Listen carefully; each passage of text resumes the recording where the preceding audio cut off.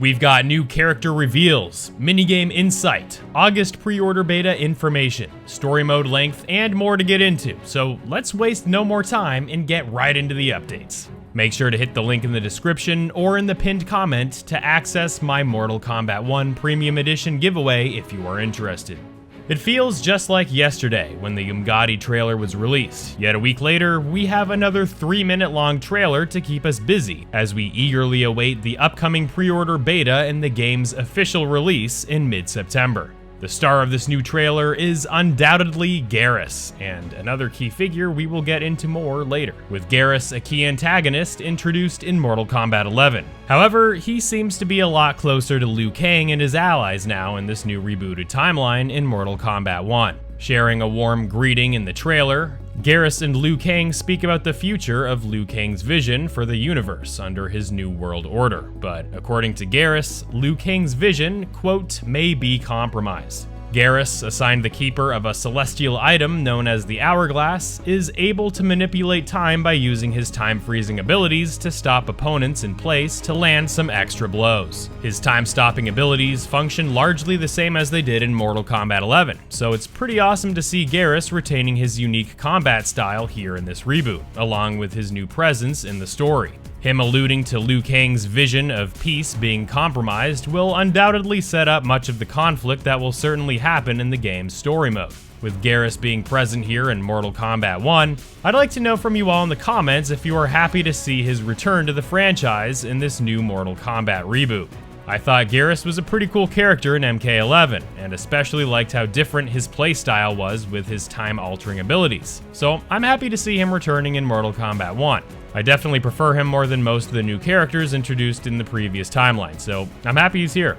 Let me know your thoughts on Garrus and what kinds of conflicts he may be alluding to in the comments.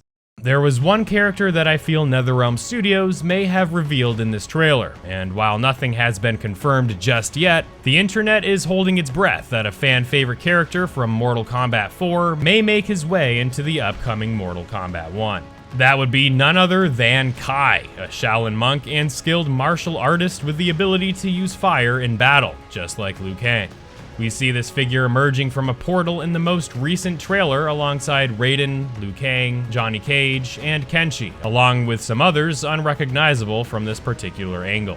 While this figure doesn't exactly fit the classic look of Kai, that doesn't mean that this figure may not be him. In fact, seeing Liu Kang and his allies alongside Kai isn't as far-fetched a thought, seeing as Kai, in the original timeline, was part of the White Lotus Society, having trained with both Liu Kang and Kung Lao. Because of this, he has very quick moves and is very agile, like Liu Kang, even able to utilize fire projectiles. With Kai's latest appearance marking the end of the original timeline in 2006's Mortal Kombat Armageddon, it would be really cool to see this fan-favorite character return. Of course, this figure may very well end up not being Kai, but it absolutely could. With Kai having been supposedly planned for Mortal Kombat X and ultimately getting replaced with Bo Rai Cho, it would be cool to see more characters from the 3D era of Mortal Kombat return here, with more of a presence in this rebooted timeline. Regardless, I want you to let me know what your thoughts are about Kai being a possible character in Mortal Kombat 1. With only 24 fighters at launch, not including the pre-order bonus Shang Tsung, we are quickly getting down to the last few fighters, with characters like Sindel, Reiko, Motaro, Shao Kahn, Nitada, and others taking up possible slots in the roster due to being spotted or mentioned in previous trailers. Story director Dominic Cianciolo reveals in an interview with Temple of Geek the difficulty of properly accommodating each character's stories in the game's story mode.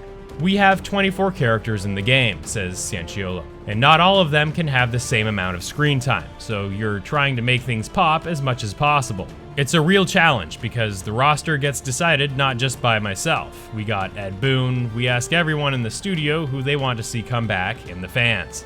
It must be hard to select 24 playable characters for a new timeline in a 30-plus-year-old franchise, right? For more information about other characters that were not officially confirmed but were otherwise mentioned or shown to be potential roster entries, consult this video here on your screen, and also let me know what other characters you'd like to see in Mortal Kombat 1's roster in the comments.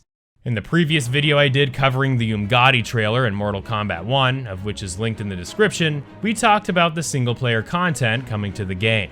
We have confirmation from Ed Boon on Twitter, or I guess now X, that the game's story mode will take upwards of 4 to 5 hours, as Ed compares the game's story length to that of Mortal Kombat X and MK11. This will be the primary driver of the game's story, featuring a few hours of incredibly well-choreographed scenes with fights punctuating key moments of the narrative. As I revealed in the previous video, Ed did confirm that there would be more robust single-player modes for players to dive into, and while we do not have information as to what these modes will be, we do have some information that sheds insight into a potential minigame present in MK1.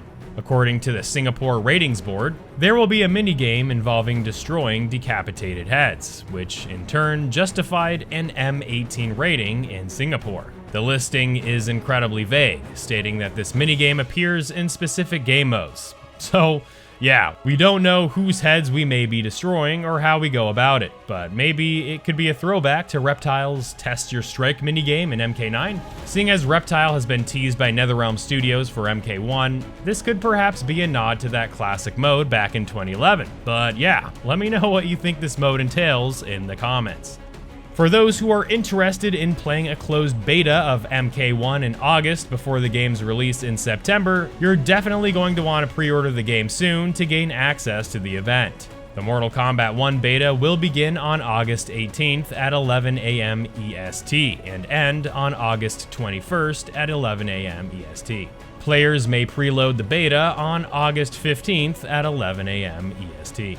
It must be stated that this beta can only be accessed for those who pre-ordered the game on the PS5 or the Xbox Series X and S, so for those who pre-order any other version of the game, like the PC or Switch versions, those players will not be able to access the beta. The beta is open to all players who pre-ordered any of the various versions of Mortal Kombat 1, being the Standard Edition, the Premium Edition, or the Collector's Edition. For more information about the beta, use the link provided in the description to consult the beta's Q&A on WB's website.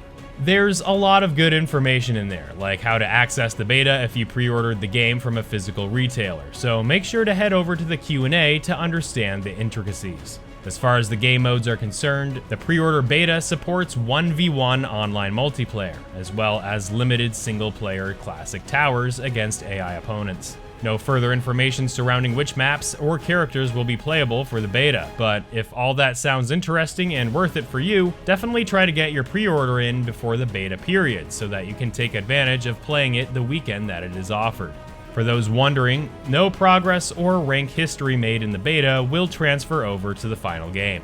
For those okay with skipping out on the beta but are interested in playing the game a few days early and having access to the combat pack, definitely consider participating in my giveaway I am doing of the Premium Edition for the platform of your choice. All the information you need is provided in the link in the pinned comment and in the description, and head over to this video while you're at it, detailing a massive amount of new fighters added to Mortal Kombat 1, along with a look at the developers' comments regarding the hefty single-player content coming to the game. Stay tuned to the channel for more things MK1, and I look forward to seeing you real soon in the next one.